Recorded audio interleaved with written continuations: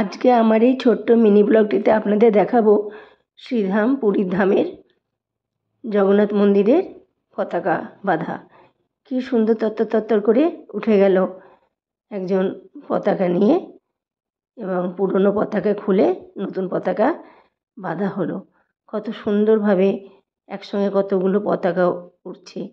আপনারা যারা পুরী গিয়েছেন তারা অবশ্যই পতাকা বাঁধা দেখেছেন, আর যারা এখনও পুরী যাননি বা গিয়েছেন অথচ পতাকা বাঁধা দেখতে পাননি, তারা অবশ্যই আমার ভিডিওর মাধ্যমে জানাবেন যে কারা কারা পুরী গিয়েও এই পতাকা বাঁধা দেখতে পাননি। আর এটি দেখা অনেক সৌভাগ্যের, তাই সকলকে দেখার সুযোগ করে দিলাম।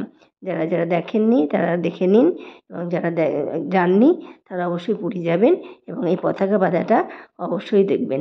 সঙ্গে থাকার জন্য সকলকে আমি ধন্যবাদ জানাচ্ছি। সকলে ভালো থাকবেন আর সুন্দর থাকবেন আর সুস্থ থাকবেন।